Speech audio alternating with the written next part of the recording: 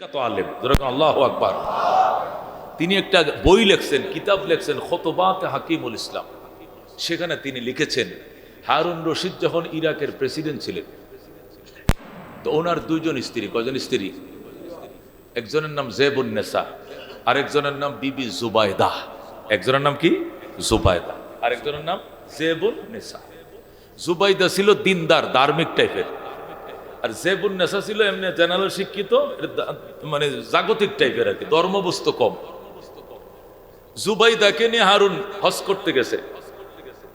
যাওয়ার পরে আরাফার ময়দানে হাজিদের পানির ক্রাইসিস দেখিয়া সেখানে বৈশা শপথ করে, স্বামী গো, আমি রানী হিসাবে আপনার রাজ্যের যে অংশটুকু পাই এটা হেরেমে বৈশা আমাকে বলেন, আমি জেদ্দা নদীর থেকে পানির সাপ্লাই ব্যবস্থা করে হাজিদের পানির আপ্যায়নের ব্যবস্থা করবো। যেরকম এখানেই কথা দিতে হবে। হারুন সেখানে হেরেমে বৈশাই কথা দিছে, যাও এই অংশ তুমি পাও।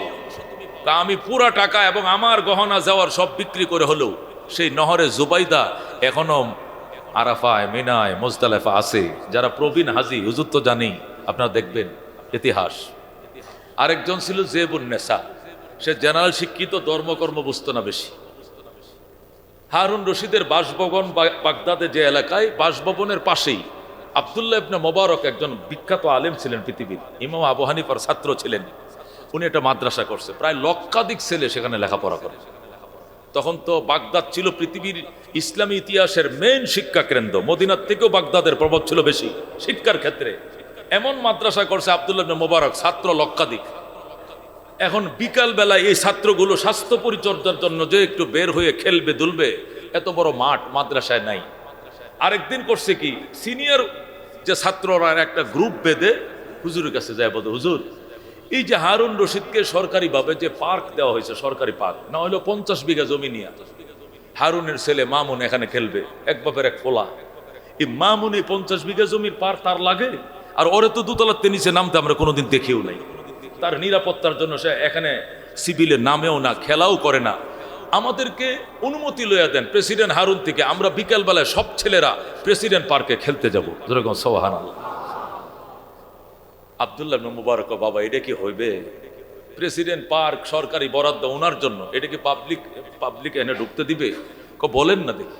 হারুন রশিদের কাছে প্রস্তাব করার সাথে সাথে উনি বললেন, হ্যাঁ, কোরআনের পাখিরা খেলবে না তে খেলবে কে? আমার মামুনিয়ার জন্য এটা খালি রাখার কোনো প্রয়োজন নাই। আগামী কালকের থেকে মাদ্রাসা ছেলের আসর পরে ঢুকবে, মাগরিবের আজান দিলে আবার বের হয়ে যাবে। এরপরে আমার বিশেষ ফোর্স তালা মারবে, এর বিকালবেলা ওপেন থাকবে ছাত্রদের জন্য। যেরকম লক্ষাধিক ছাত্র বিকালবেলা হু করে যখন পার্কে ঢুকে পড়ছে, দোতলা দেয়া জানালা দেয়া দেখে, কিরি ফেরেশতা নামছে নাকি? কে? ওই যে জেবুন নেসা। সে দেখে এত ছাত্র, এরা কারা? নাকি ফেরেশতা নামছে, সাদা পায়জামা, সাদা পাঞ্জাবি, টুপি, দেখতে ফেরেশতাদের মতো দেখা যায়। লাখো লাখো, এক দুই শত নয়। হারুন রশিদকে যায়, হারুন এরা কারা? করা ওই যে হুজুর আছে না, বড় হুজুর আব্দুল্লাহ ইবনে মুবারক, ওনার মাদ্রাসা ছেলেরা। আসলে এত ছাত্র তো খেলাধুলার মতো এত জায়গাও নাই, আমার পার্ক তো খোলাই থাকে, মামুন তো আর নিচে নামে না, এর জন্য বিশাল বরাদ্দ, খালি রাখার দরকার। কোরআনের পাখিরা খেলো, একটু সোয়াব হইলেও তো পরকালে পাবো। যেরকম সুবহানাল্লাহ। জেবুন নেসা কয়টা হয় না, এটা আমাদের নিরাপত্তার জন্য বড় ঝুঁকি। তুমি নির্দেশ জারি করো, আগামীকালকের থেকে আর এখানে ছেলেরা আসবে না, একদিনের জন্যই, আর আগামীকাল থেকে আবার আগের মতোই বন্ধ হয়ে যাবে। হারুন রশিদকে তুমি পারলে বলো, আমার দ্বারা সম্ভব না। আল্লাহু আকবার। তোমার দ্বারা সম্ভব না মানে? তুমি প্রেসিডেন্ট, তুমি অর্ডার দিছো, অর্ডার আবার মওকুফ করবা, অর্ডার উঠরু করবা, সমস্যা কি? কয় সবার বেলায় অর্ডার তোর সমান হয় না। আলেম ওলামাদের ব্যাপারে যে অর্ডার মুখ দিয়ে বের হয়ে গেছে, এটা আমার উঠরু করার আমার পাওয়ারের মধ্যে পড়ে না। যেরকম আল্লাহু আকবার। এটা আমার জীবন বড়, ওরা এখানে খেলবে, বিকালবেলা আসবে, ওরা খেলে চলে গেলে আবার পার্ক বন্ধ করে দেওয়া হবে। আল্লাহু আকবার। জেবুন নেসা কয় তোমার পাওয়ারের মধ্যে পড়ে না, তার মানে কি তোমার পাওয়ার নেই? ওদেরকে এই যে প্রজ্ঞাপন দিয়ে আবার বন্ধ করে দেওয়ার পাওয়ার নেই? না, আমার এই পাওয়ারই নেই। আলেম ওলামাদের উপরে পাওয়ার খাটাবো আমি, এটা কি করে সম্ভব? জেবুন নেসা কয় তাহলে তোমার ক্ষমতা বেশি না, ওই যে মৌলবী আব্দুল্লাহ ইবনে মুবারকের ক্ষমতা বেশি। আমি একটু জানতে চাই। হারুন রশিদ ডাক দেখো, জেবুন নেসা, জ্ঞানী মেয়ে মনে করেই, শিক্ষিতা মেয়ে মনে করেই তোমাকে বিয়ে করেছিলাম। আমি জানতাম না তোমার ভিতরে জ্ঞান বলতে কিছু নাই। তুমি কার সঙ্গে কাকে তুলনা করো? যে বন্যেসা আমার মতো লক্ষ লক্ষ হারুন রশিদকে যদি এক পাল্লায় উঠাও, আর ওই কোরআনের পাখিদের জুতার তলের বালুগুলো এক পাল্লায় উঠাও, এদের পদদলির ওজন আল্লাহর দরবারে বেশি হবে। অবাক হয়েছে যে বন্যেসা, এটা কি করে কও তুমি? কি বল, আমি কিছু বুঝতে পারতেছি না। হারুন, তোমার মাথা কি নষ্ট হয়ে গেছে? মাথা ঠান্ডা আছে, খুব ভালো আছে। তুমি কি বলতে চাচ্ছ? লক্ষ লক্ষ হারুন রশিদ এক পাল্লায় উঠাইলেও এক আব্দুল্লাহ ইবনে মুবারকের পায়ের জুতার তলার বরাবর মর্যাদা আমার নাই। আমি আবার কেমনে বাধা দিব যে আগামীকাল থেকে এখানে আসা যাবে না? যে বন্যেসা অবাক কণ্ঠে তাকাই রইল হারুনের সাথে। হারুন, আমাকে দলিল দিয়া বুঝাও। দলিল দিয়ে বুঝাইতে হবে যে মৌলবীদের এত দাম। হারুন রশিদ ডাক দেখো, যে বন্যেসা আমি হারুন রশিদ, ইরাকের প্রেসিডেন্ট। এই দুনিয়ার প্রেসিডেন্ট ছিল নমরুদ, জগতের বাদশা ছিল কারুন, দুনিয়ার বাদশা ছিল সাদ্দাত, মিশরের বাদশা ছিল ফেরাউন। এরা অত্যন্ত প্রভাবশালী বাদশা ছিল। আমি বাদশা হারুন রশিদ, আমি প্রেসিডেন্ট হারুন রশিদ। প্রেসিডেন্ট নমরুদের দনের ওয়ারিশ পাইছি, প্রেসিডেন্ট কারুনের দনের ওয়ারিশ পাইছি, প্রেসিডেন্ট হারুন সাদ্দাতের দনের ওয়ারিশ পাইছি। আর আব্দুল্লাহ ইবনে মুবারক দু জাহানের বাদশা রহমতুল্লিল আলামিনের দনের ওয়ারিশ পাইছে। আমি হারুন রশিদ প্রেসিডেন্ট, আমি কার দন পাইছি? আমি প্রেসিডেন্ট নমরুদের দনের ওয়ারিশ পাইছি।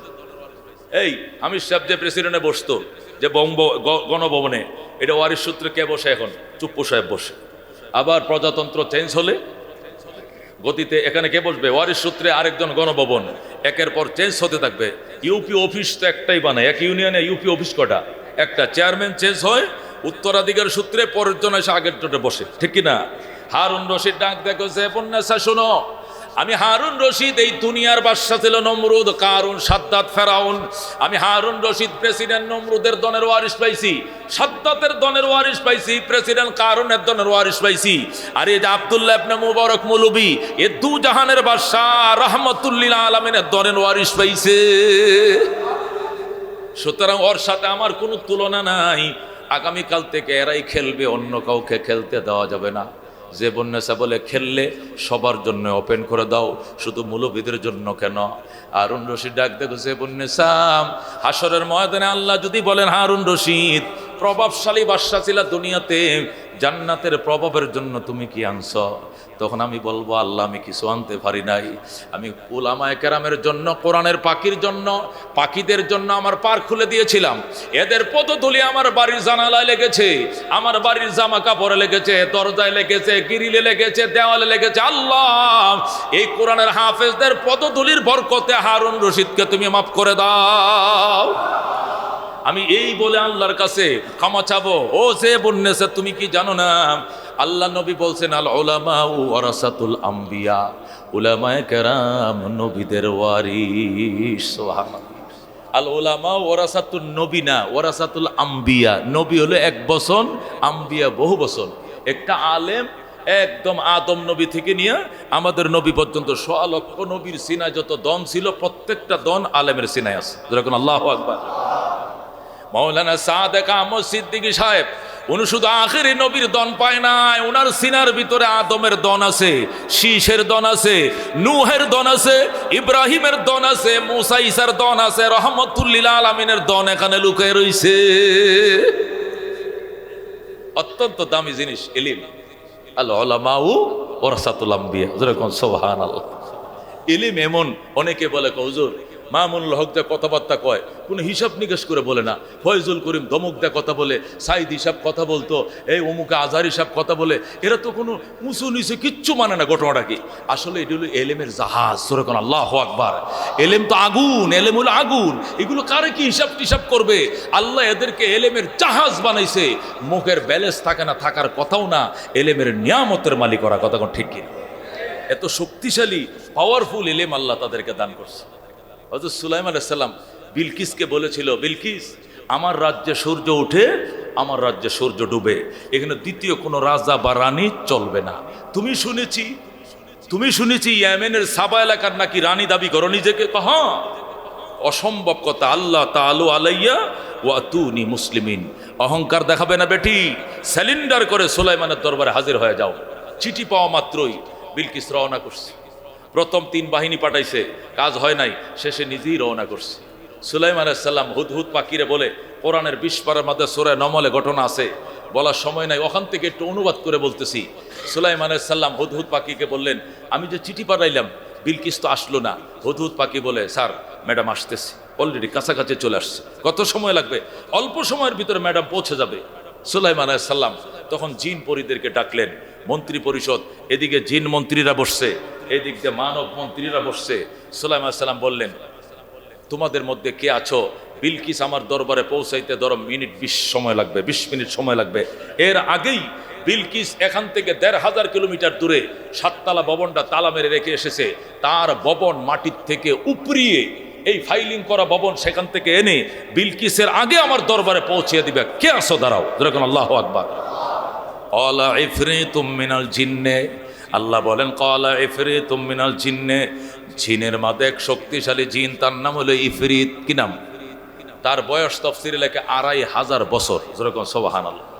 এই 2500 বছরের এই বুড়া ইফরিত জিন সে দাঁড়াইছে, দাঁড়ায় বলতেছে, আনা আতিকা বিহি ক্বাবলা আন তাকুমা মিন মাকামিকা। ওগো আল্লাহর পয়গম্বর সুলাইমান, আমি বিলকিসের সিংহাসন আপনার দরবারে এনে দিতে পারবো। আপনি এখানে সভাপতির আসন অলঙ্কিত করেছেন, এখান থেকে দাঁড়াইতে যে সময় লাগবে এর আগে তার সিংহাসন হাজির করে দেব। তার মানে কতক্ষণ? কয় ধরেন না 2-5 মিনিট লাগবে, আমি বিলকিসের সিংহাসনটা 1500 মাইল দূর থেকে এখানে এনে দেব।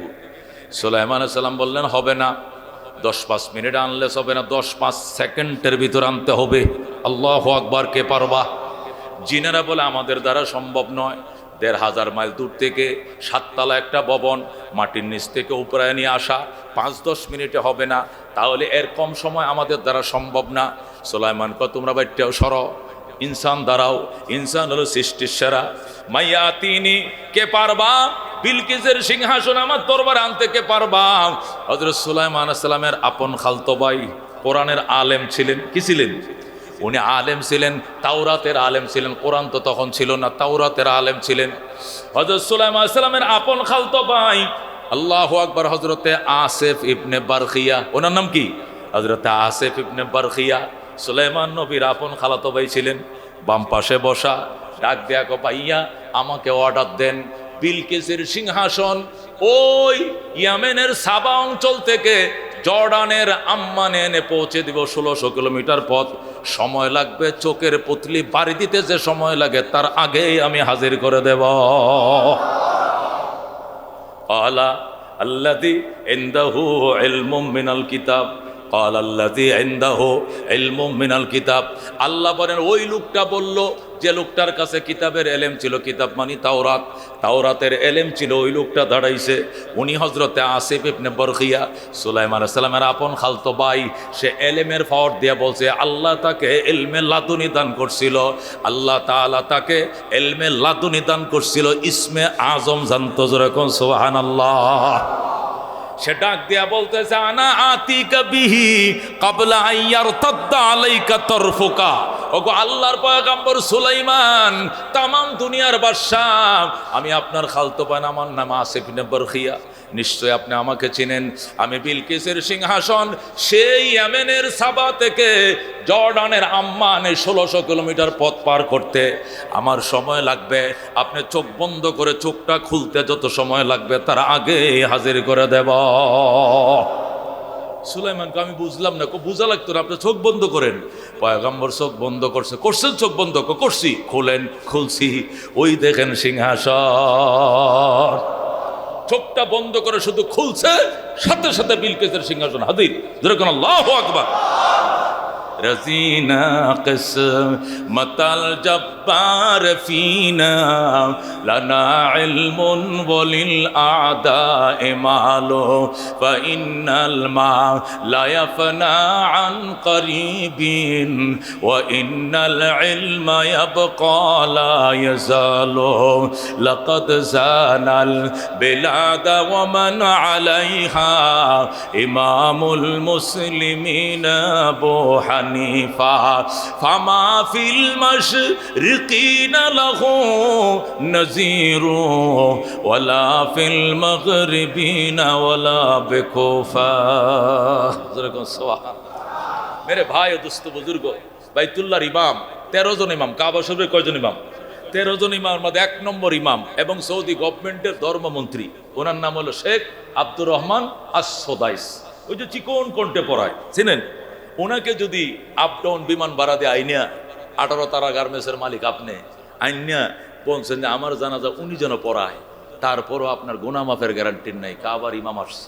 কিন্তু আপনার সন্তান যদি বলে কাতার সোজা করেন, এটা আমার বাবার লাশ, বাবার উপরে কার কষ্ট থাকলে আল্লাহর হস্তে মাফ করে দিন, পাওনা থাকলে আমারে বইলেন চেষ্টা করব দিয়ে দেওয়ার, কাতার সোজা করেন। আল্লাহু আকবার, আল্লাহু আকবার, আল্লাহু আকবার, আল্লাহু আকবার।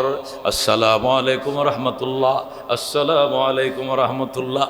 আল্লাহর হাবিব বলেন, আল্লাহ বলবে আর কান্দিস না, তোর বাবার লাশ মাটির উপরে থাকতে আমি আল্লাহ তোর বাবার জিন্দেগির গুনাহ মাফ করে দিলাম।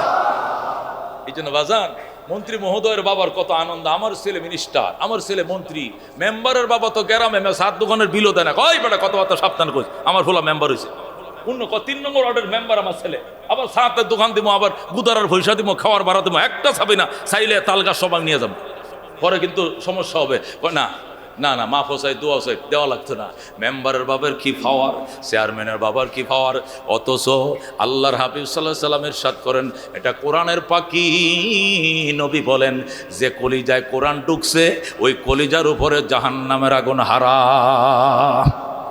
জীবনে বহু মুনাজাত করছো, কবুল হয় নাই, এতিমদের মুখে আহার দাও, একটা রেহাল কিনে দাও, একটা পাঞ্জাবি কিনে দাও, শীতের কালে একটা জায়নামাজ কিনে দাও, রমজানের একটা জুব্বা বানায় দাও। বন্ধু আর দোয়া চাও, হুজুর দোয়া করেন, এতিম সন্তান দোয়া কইরো, বেড়া ভাইগা ঢুকবে ঘরে, দোয়া তোরা কোন আল্লাহু আকবার। আল্লামা কারি তৈয়ব সাহেবের আগে ঘটনা শুনলাম খুতবাত থেকে, আরেকটা ঘটনা শোনাই, রেফারেন্স ছাড়া কথা বললে এখন কেউ মানে না।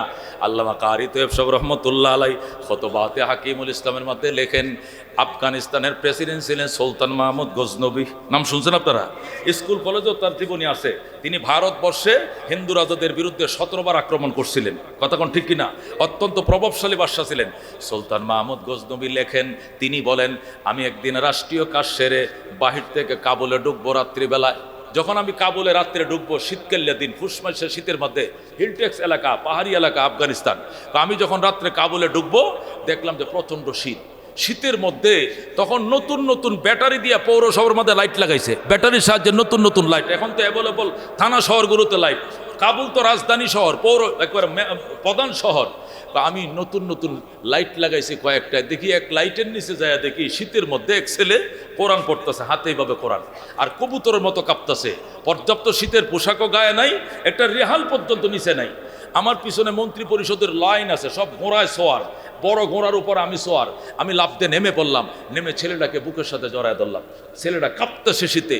আমি বললাম, বাবা কি নাম তোমার? আব্দুর রহমান। বাড়ি কোথায়? ওই যে গ্রামে। এখানে কি তোমার? আঙ্কেল আমার হারিকেন নাই, আমার সাথী ভাইদের হ্যারিকেনে আমি পড়ি। 10টার পরে সাথী ভাইরা ঘুমিয়ে যায়, তাদের হারিকেন তারা নিভিয়ে ফেলে। আমার আর পড়া শেখা হয় না, আমার মেধা কম। সকালবেলা বিনা লোকমায় 2টা পৃষ্ঠা যদি শোনাইতে না পারি, কানে ধরে উড়ায় বসায় ফিডায়। এই জন্য 10টা পর্যন্ত আমার সাথীবার হেরিকেনে পড়ি। এরপরে সরকারি পৌরসভার লাইটের নিচে আইসা রাত 2টা পর্যন্ত আমি পড়ি। এরপরে পড়া শেখার পরে আমি যাইয়া বিনা লোকমায় পৃষ্ঠা 2টা সময় শোনাইয়া ফজরের নামাজ পড়ার পরে আমুক্তা 7 সবক শোনাই, নাস্তা খাই, এরপরে আমি ঘুমাই। এটা আমার রুটিন। সুলতান মাহমুদ গজনবী ছেলেটাকে টান দেয়া ঘোড়ার ফিটে উঠাইয়াম, রাজধানীতে নিয়ে গদির মধ্যে বসায়, কাছ থেকে তুই আফগানিস্তানের বাদশাহ। যখন আল্লাহু আকবার, নিজের গদিতে কই তুই আজকের থেকে বাদশাহ। ছেলে আঙ্কেল আমার বাদশাহীর দরকার নাই, আমি আসল বাদশার কালামের বাদশাহ হতে চাই। আমি আল্লাহর কালামের হাফেজ হতে চাই, আমাকে ছেড়ে দেন, আমাকে যাইতে দেন। সুলতান মাহমুদ গজনবী খাতা লইছে, কলম লইছে, লইক বাজান বলো হারিকেন কিনলে কয় টাকা লাগে? আগের দিনের ঘটনা, কয় 2 টাকা। 1 মাসে কেরাসিন কত, কয় টাকা? আরো 2 টাকা। শীতের একটা পোশাক কিনলে কয় টাকা লাগে? একটা জাম্পার সুইটার 2 টাকা। বোর্ডিং খরচ কত? একটা রেহাল কিনলে কত? সব হিসাব নিকাশ কইরা 1 বছরের টাকাটা গুণ দিয়া এরপর একটা থলের ভিতরে টাকাটা ঢুকাইছে। আগের দিনে যে কাপড় দিয়ে থলে বানাইতো, তলের ভিতরে ঢুকায়া মুখটা আটকায়া ছেলেটার কোমরের মধ্যে বাইদা দিয়ে কয়, যা বাবা যা, যা এতিম যা, যতদিন আল্লাহর কোরআনের হাফেজ না হবি তোর খরচ বহন করার জিম্মাদারি আমি সুলতান মাহমুদ নিলাম। মেরে ভাই দুস্থ বুজুর্গ, ছেলেটা যায় আর ফিরে ফিরে সুলতান মাহমুদের দিকে তাকায়। সুলতান মাহমুদকে বাজান তুই কিছু কবিনি, আরো কিছু লাগবো নি? প্রেসিডেন্ট মনে করছে আরো কিছু লাগবো। বাজান আরো কোনো তেল সাবানের পয়সা লাগবো নি? কয় না। তুই বারবার কেন আমার দিকে তাকা? আঙ্কেল আমার মনের আশা পূরণ করছেন গো, আপনার কোনো মনের আশা আসেনি, থাকলে আমারে কন, আমি আমার মাওলার কাছে একটু বলবো। আল্লাহু আকবার। সুলতান মাহমুদ ডাক দেয়, গো বাজান যেহেতু নিজের থেকেই বলছো, বলতে চাইছিলাম না, আজকে 12 বছর পর্যন্ত কান্দি নবীকে একটু স্বপ্ন দেখার জন্য।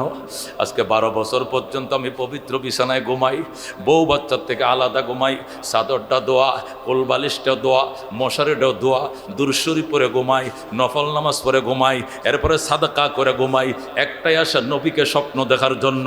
আজকে 12 বছর গেল রে বাজান, নবীকে দেখার ভাগ্য হয় না। তুই যদি দোয়া করিস রে সুলতান মাহমুদের জন্য, দোয়া করিস আল্লাহ যেন তার নবীর সাথে আমার মোলাকাত করায় দেয়। ছেলে কো আঙ্কেল আর কোনো টেনশন নাই, কবুল করার মালিক আমি, দোয়া করার মালিক আল্লাহ, আল্লাহ তাআলা কবুল করে, কবুল করার মালিক আল্লাহ, দোয়া করার মালিক আমি। আঙ্কেল আমি এখন দোয়ার জন্য হাত বাড়াইব, আমারে বাড়িতে যাইতে দেন, আপনি ঘুমান। সুলতান মাহমুদ ঘুমায় পড়ছে, ছেলেটা বাড়িতে গেছে, অজু বানায়া কোমর থেকে টাকার থলিটা খুইলা অজু বানায়া ছেলেটা 2 হাত তুলে আল্লাহ, অনেক দিন পর্যন্ত অন্যের হারিকেনে ভরি, এই হারিকেনে বলে উঠাইয়া দেয়, অড্ডার মাঝে যায় বসি, অড্ডাতে বসলে উঠাইয়া দেয়, অড্ডাতে বসি। কত দুয়ার থেকে যে আমারে উঠাইয়া দিল, কত ধনী মানুষের ছেলে আমারে তাড়াইয়া দিল, আমার বাবা নাই, আমার মা নাই। সুলতান মাহমুদ আমার বাবার ভূমিকা পালন করছে। আল্লাহ সে আমার মনের আশা পূরণ করলো, তুমিও তার 12 বছরের মনের আশা পূরণ করে দাও। সুলতান মাহমুদ যখন আল্লাহ ঘুমাইতেছিল, ছেলেটা দোয়া করতেছে, সুলতান মাহমুদ ঘুমের ঘরে দেখে রহমতুল্লিল আলামিন সামনে দাঁড়ায় রইছে। আল্লাহর হাবিব সামনে, সুলতান মাহমুদ গজনবী সালাম জানায়, আসসালাতু ওয়াসসালামু আলাইকা রাসূলুল্লাহ, আসসালাতু ওয়াসসালামু আলাইকা হাবিবাল্লাহ। ওগো রহমাতুল্লিল আলামিন, আমি 12 বছর পর্যন্ত কান্দি আপনাকে এক নজর দেখার জন্য, এতদিন দেখা দিলেন না, আজকে কি মনে করে দেখা দিছেন? আল্লাহ নবী মুস্কি মুস্কি হাসে, কোনো উত্তর দেয় না। বলা যাবে না এমনি দেখা দিছি। এমনি কেন? তাহলে এতদিন দেখা দেন নাই কেন? এমনি দেখা দেই নাই। আজকে কেন দিলেন? কই এমনি দিছি। কই এমনি না, কোনো কারণ তো থাকতেই পারে। বলা যাবে না। ঠিক আছে, যদি না বলেন তা না বলেন, আশা তো পূরণ হয়ে গেছে। হুজুর আরেকটা আশা পূরণ করে দিয়া যান। নবী কই কি আশা? এই পৃথিবীতে শ্রেষ্ঠ মানুষ পাইলাম না, ভালো মানুষ পাইলাম না। যদি ভালো মানুষ পাইতাম, জুতা দিয়ে সোজা করে দিতাম, মাথায় তেল দিয়ে দিতাম, সাবান দিয়ে গোসল করে দিতাম, সম্মান করতাম, নমস্কার জানাইতাম। আল্লাহ নবী ডাক দেয়, সুলতান মাহমুদ নিজেকে অনেক জ্ঞানী মনে করো, এখনো তোমার জ্ঞান পূরণ হয় নাই। তুমি কি এখনো বুঝো নাই ভালো মানুষ কাকে বলে? 12 বছর পর্যন্ত কান্দো আমাকে দেখা দেওয়ার জন্য, আমি দেখা দেই না। আজকে একটা ভালো মানুষ যখন হাতটা বাড়ায় দিছে, আমি নবী মদিনায় টিকতে পারি না। ওরে সুলতান মাহমুদ, তুই কি এখনো বুঝোস না ভালো মানুষ কারে কয়? কারে কয়? তুই কি এখনো বুঝোস না? আমি তো 1000 বছর আগে দুনিয়াতে বইলে আইছি, খাইরুকুম মান তাআল্লামাল কুরআন ওয়া আল্লামা। তোমাদের মধ্যে সবচেয়ে ভালো মানুষ ওই ব্যক্তি যে নিজে কোরআন শিখে অন্যকে শেখায়। এই ভালো মানুষটার জন্য হেরিকেন কিনে দিছ, কেরাসিনের টাকা দিছ, সুইটার কেনার টাকা দিছ। এই ছেলেটা যখন হাত বাড়ায় দিছে, রে সুলতান মাহমুদ আমি নবী মদিনায় টিকতে পারি না। আল্লাহ কয় যা যাও বন্ধু যাও, সুলতান মাহমুদের সাথে দেখা দাও। যেরকম আল্লাহু আকবার। মনে বড় আশা ছিল যাব মদিনায়, কাফেলাতে কে যাও তুমি, কে যাও বে তোরি, ও ভাই সঙ্গে নিয়ে যাইও মোরে খানি কৃপা করি, সঙ্গে যদি না লও মোরে গিয়ে মদিনায়, এই গরিবের সালাম দিও মদিনার বাদশাহ। আল্লাহু আকবার। আল্লামা কারি তৈয়ব সাহেব এই ঘটনা সুলতান মাহমুদের ঘটনা লেখার পরে বলছে, আমাদের তাজরাবা হামারে আকাবারে দেওবন কা তাজরাবা হয়, আমাদের অভিজ্ঞতা নবীর এতিমদেরকে যারা খাওয়ায়, এদের বরণ পোষণ বহন করে, এরা নবীকে দুনিয়াতে থাকতেই নিজের ভাঙ্গা ঘরে একটু স্বপ্ন দেখার সুযোগ পায়। যেরকম আল্লাহু আকবার। আমি এই ঘটনা পড়ছি আজকের থেকে 27 বছর আগে। কয় বছর আগে? আমি পড়াই হলো জামিয়া কারিমিয়া, মানে একরামুন্নেসা কলেজটার সাথেই, মোল্লা টাওয়ারের পিছনে। মোল্লা টাওয়ারও 9 তলা, আমাদের মাদ্রাসা 9 তলা। জামিয়া কারিমিয়াটা মাদ্রাসা। কমিশনার লিয়াকত ভাই আর এই জায়গা দিছে, আক্কেল আলী ভাই, লিয়াকত আলী ভাই। আক্কেল আলী হলো বিএমপির কমিশনার, লিয়াকত ভাই আওয়ামী লীগের। তারা আপন ভাই, যে দলে ক্ষমতা যায় তারা এক ভাই কমিশনার থাকে। কথা কোন ঠিকই না? আল্লাহু আকবার। তো ওই মাদ্রাসা আমি 27 বছর। এই ঘটনা যেদিন পড়ছি সেদিন থেকে আমার বোর্ডিং থেকে একটু খাবার দেয়, এই খাবার আমি আর খাই না। না খাইয়া একটা এতিম ছেলেকে আমার খাবারটা খাওয়াই, আর আমি বাসায় পাক করে খাই। আমার ওয়াইফ আছে যে বোর্ডিংয়ের খাবার খাবো না, আমারও তো দরকার। এক এতিমরে দেওয়া শুরু করলাম। মাশাআল্লাহ 6 মাস গেছে। কয় মাস? 6 মাস। আমার নিয়ত একটাই যে পয়গম্বরকে স্বপ্ন দেখব, যেহেতু এক জ্বলন্ত ঘটনার সাক্ষী আল্লামা কারি তৈয়ব সাহেব, তিনি লিখছেন, দেখি না পরীক্ষা করে। আল্লাহ নবী বলছেন যে আমাকে দেখেছে সে আমাকেই দেখেছে, শয়তান আমার আকৃতি নকল করতে পারে না। কথা কোন ঠিক না? 6 মাস পরে আমি দেখি, আমি একটা হিল ট্যাক্স এলাকা, একটা পাহাড়ি এলাকায়, পাহাড়ি ওই এলাকার মাটি লাল, ঢালের পাহাড়ের ঢালের মধ্যে গমক্ষেত, অনেক গমক্ষেত, গম পাইকে রয়েছে। বাতাসে কিছু গম জমিনে পড়ে গেছে, কিছু গম ধারায় আছে, কিছু মাটিতে পড়ে গেছে। আমি কেন যেন সেখানে গেলাম, হঠাৎ করে যায় দেখি গম ক্ষেতের ফাঁকে ফাঁকে মানুষের গোল মিটিং, কিছু আল্লাহর ওলিরা এখানে, কিছু আল্লাহর ওলি এখানে, কিছু আল্লাহ ওলি, দলে দলে লোক বসা। আমি উকিয়ে, এখানে কারাগো কয়, এখানে আব্দুল কাদের জিলানির বয়ান শুনতেছে লোকজন, এখানে কারাগো, এখানে খাজা মঈনুদ্দিন চিশতি ভাই ওনার মুরিদানরা বক্তরা বসে, ওখানে কারা, ওখানে আবু বকর আরো কিছু লোক লয়ে বসে রয়েছে। আমি বলতেছি নবী কোন জায়গা? নবী দেখবেন ওইটা ওই দিকে যাইতে হইব। যেরকম আল্লাহু আকবার। আর একটু গেলাম, 2-3টে গম পার ক্ষেত পার হয়ে যায়, দেখি এক জায়গায় যায় দেখি মাথায় এখানে তাল্লা ছোলা, এই পাশে চুল আছে, এখানে তাল্লা চুল নাই, এরকম দাড়িওয়ালা আল্লাহর হাবিবকে ঘেরাও দিয়ে হাজার হাজার সাহাবীরা বসে রয়েছে। আল্লাহু আকবার। আমার দিলে তৃপ্তি হলো, ইনি পয়গম্বর, আমার দিলে সাক্ষী দিল, দেখলাম। এরপরে আমার ঘুম ভেঙে গেল। যেরকম আল্লাহু আকবার। এই আজকে 27 বছর, আজও পর্যন্ত আমি বোর্ডিংয়ের খাবার আর খাই না। একটা হাফেজ হয়ে গেলে গা পর এইটার খাবারটা পরে আরেকটা নতুন দেই, এইটা লেখাপড়া শেষ হইলে পরে আরেকটার দেই। এইভাবে যতদিন আমার মাদ্রাসা দিবে এতদিন আমিও দিয়া যাবো। উদ্দেশ্য একটাই, মেরে ভাই ও দোস্ত বুজুর্গ, আল্লাহর হাবিব সাল্লাল্লাহু আলাইহি সাল্লামের একটু দিদার যদি দুনিয়াতে নসিব হয়, আল্লাহু আকবার। আল্লাহর হাবিবের দিদার স্বপ্ন যুগে বন্ধ হয় নাই, আল্লাহর বান্দারা দেখে। যেরকম আল্লাহু আকবার। আল্লাহ তার বান্দাদেরকে দেখায়। এই জন্য আল্লাহর হাবিবকে এক নজর দেখার স্বাদ কার কার আছে? হাতটা বাড়াচ্ছে দেখে। আল্লাহ তুমি কবুল করো যেরকম আমিন। আল্লাহ তুমি মঞ্জুর করো যেরকম আমিন। আল্লাহর হাবিবকে দেখার নেশায় নবীজির ফ্যামিলি মেম্বার 5 জন ছিল।